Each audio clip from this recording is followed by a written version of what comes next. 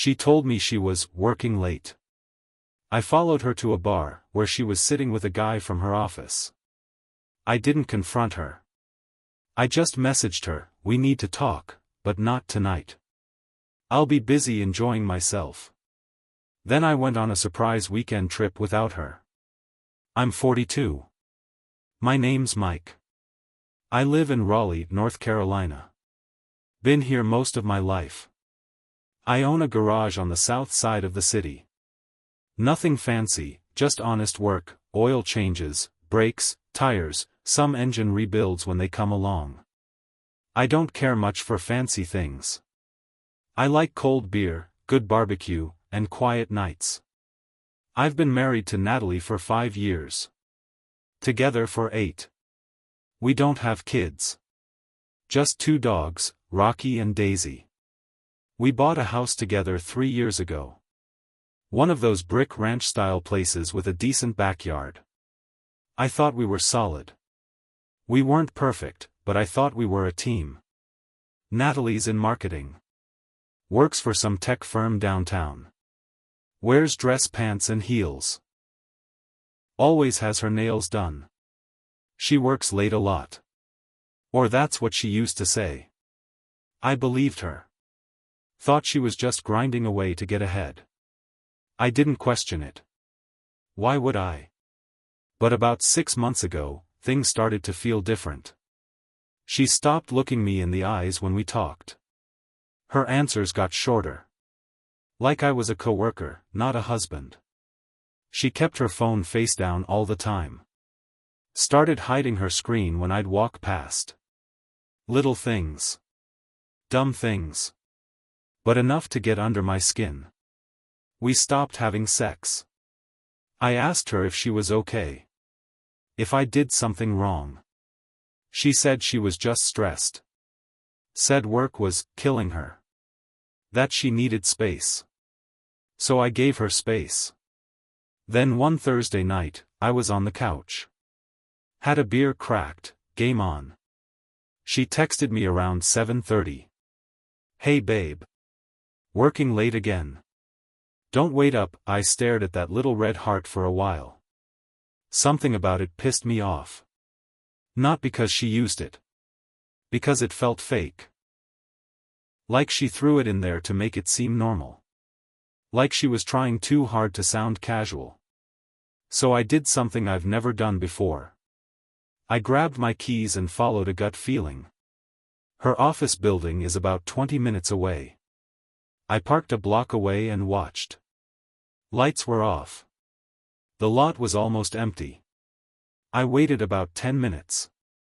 Then I saw her car pull out. She wasn't headed home.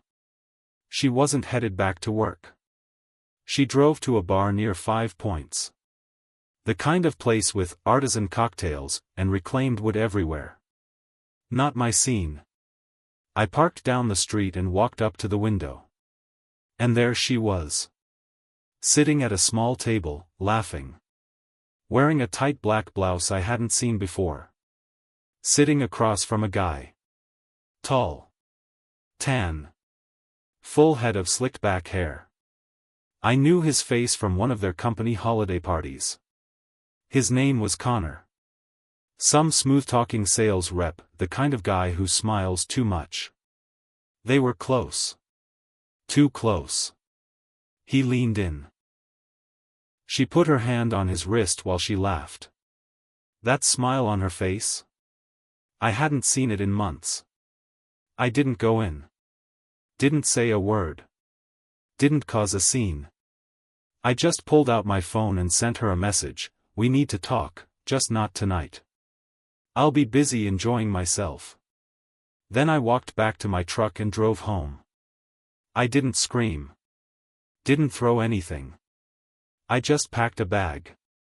Grabbed some clothes. Food for the dogs. Then I booked a last-minute cabin up in Boone. I left the next morning before she got back. She must have realized what I saw once she read the message. She called. Texted. Left voicemails. I ignored all of it. I spent the weekend hiking, drinking, watching the sun go down behind the trees. The dogs had a blast. For the first time in months, I felt peace. Sunday night, I turned my phone on. 37 missed calls. 15 texts. Most of them started with, "Please." One voicemail was just her crying. Monday morning, I sent one text, "I'll be home when I'm ready." I walked through the door around noon. She was sitting at the kitchen table. Hair a mess. No makeup. Eyes swollen. She looked up at me like she didn't even recognize me. She opened her mouth, but I cut her off. "Don't lie. Just talk." So she did. Said it just happened. Said she didn't mean to. Said it wasn't serious.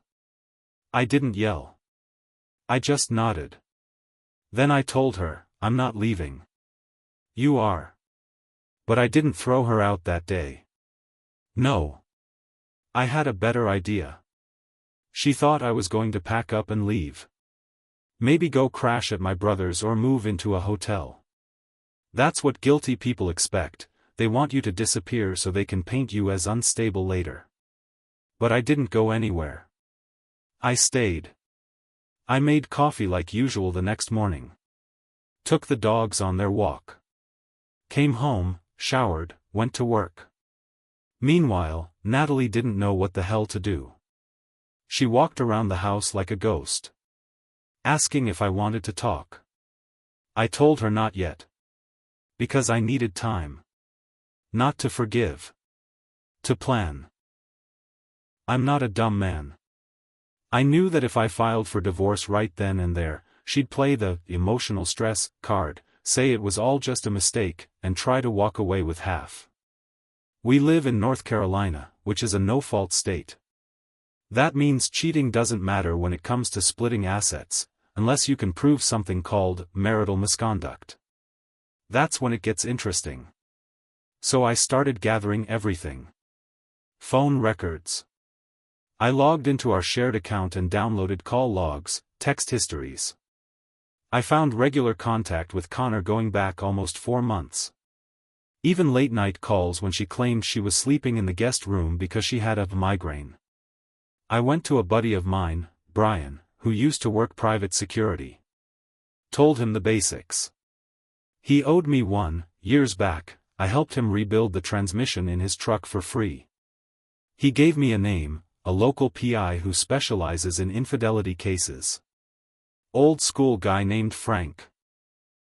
Wore pressed shirts and still carried a notepad instead of a tablet. Frank followed Natalie for 2 weeks. He got photos. Videos.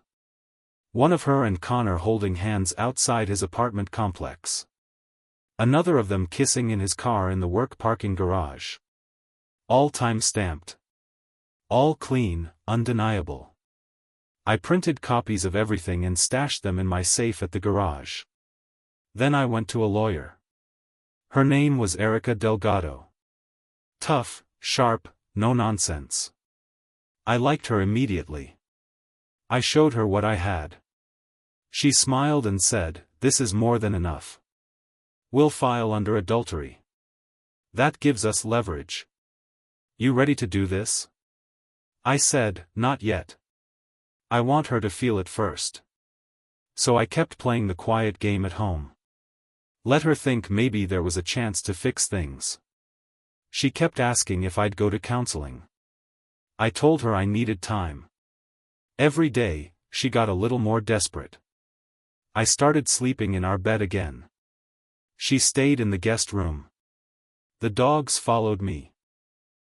That hurt her more than she let on. A week later, I took down every picture of us in the house and left the frames empty. I didn't say a word. Just did it. She finally cracked. One night, she came into the bedroom crying, asking me what I wanted from her. I said, "Nothing." She screamed, "Then why are you still here?" I looked her dead in the eye. "Because you don't get to cheat and walk away clean." She stood there, stunned. Then left the room. A few days later, I made my move.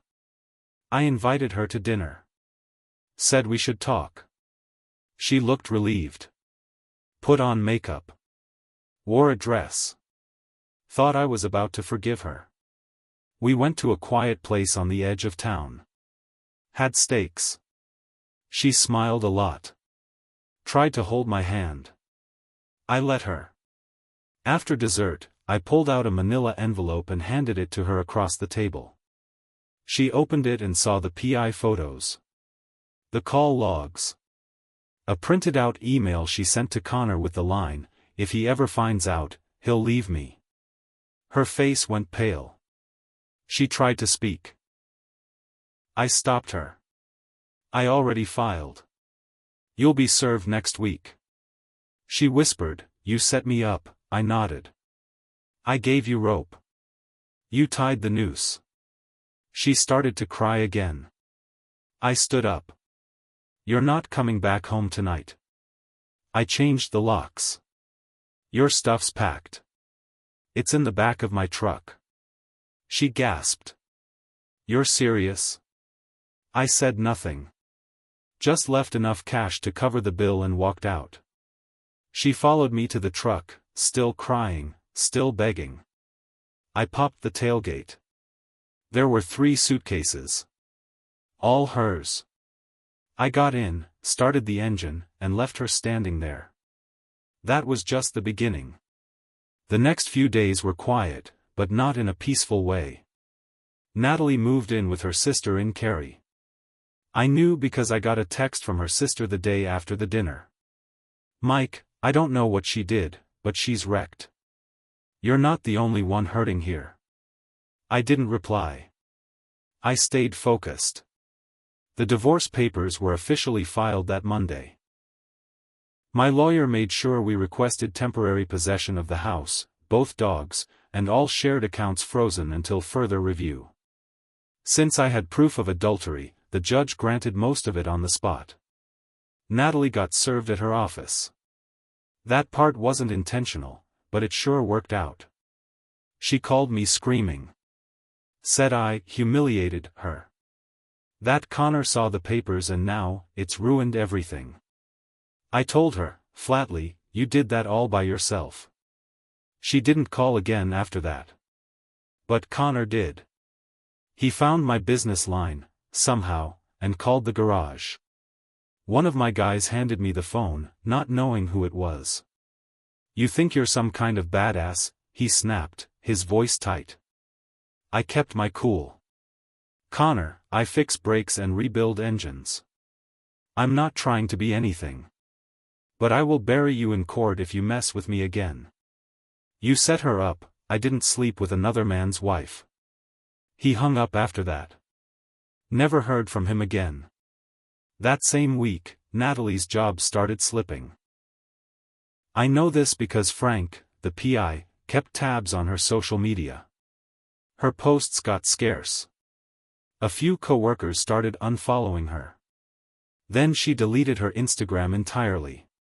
Word gets around fast in an office, especially when someone gets served in the middle of a staff meeting. Meanwhile, I cleaned the house. I mean really cleaned it. Repainted the bedroom. Tossed the sheets. Bought a new mattress. Took down the wedding photo that used to hang above the fireplace and replaced it with a picture of Rocky and Daisy at the lake.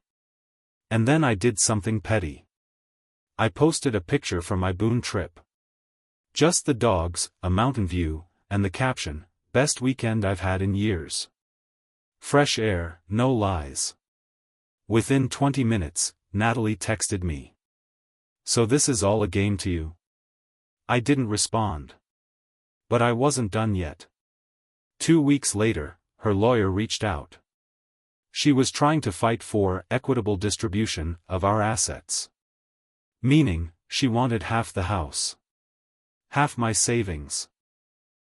Maybe even part of the garage. My lawyer filed a counterclaim using all the evidence. Cited marital misconduct. Requested sole ownership of the home, and financial restitution for emotional distress. Erica was surgical. Every line of the motion was crafted to bleed Natalie out legally, by the book, but ruthless. Court date was set. And then something strange happened. About a week before the hearing, I got a knock at the garage. Natalie. No makeup. Jeans and a hoodie. Looked tired. Her eyes were swollen again. I don't want to go to court, she said. Please. Can we settle? I crossed my arms. You're only sorry because it backfired. I know. I know what I did. You don't know anything yet, I said. But you will. She didn't beg. Not this time. She nodded, turned, and left. Her lawyer reached out again 2 days later. They wanted to settle quietly. Natalie agreed to leave the house, give up claims to the garage, and take only her personal items and one of the cars. I accepted. The judge signed off. No fanfare. Just a stamp, a nod, and it was done.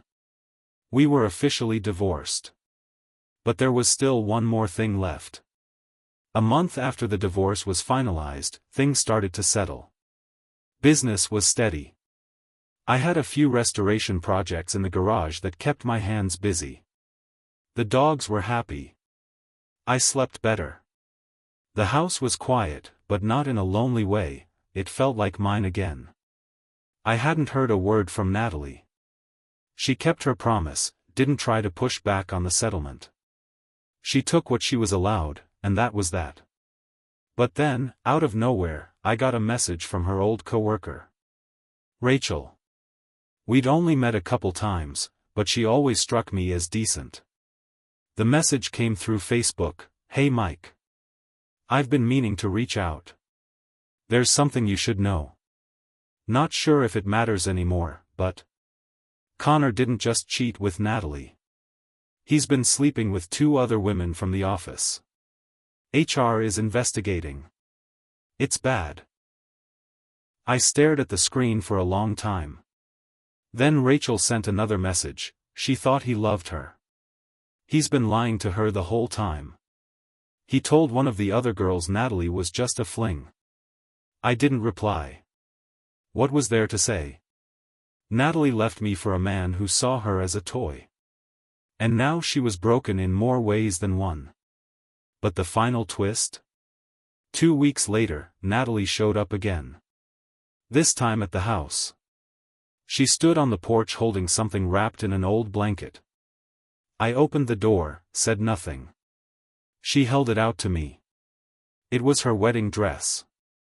I don't want this anymore, she said quietly. I thought maybe, you could burn it or something. Get rid of it for me. I took it without a word. She looked around. Saw the fresh paint, the clean space, the new photos on the walls. You rebuilt your life, she whispered. I nodded. Piece by piece. She looked down at the porch. I messed up. I didn't argue. I let the silence sit. Then she looked up at me, tears welling again. Why didn't you fight for me? That hit like a brick. But I kept my voice even. I did fight. I just stopped when I realized I was the only one trying. She nodded once. Then she walked away. That night, I built a small fire in the fire pit out back. I burned the dress. Sat there until the flames died out, watching pieces of satin turn black and curl away in the heat. That was the real end of it. She made her choices. And I made mine. The fire that night wasn't just about the dress. It was about everything, the lies, the nights she came home late, the mornings I made her coffee while she was texting another man. All of it burned down to nothing. I watched the fabric melt and vanish into the flames like it never mattered. But the truth is, it did matter. It mattered a hell of a lot. The next morning, I felt something I hadn't felt in a long time. Closure. I didn't post about it. Didn't send her a message.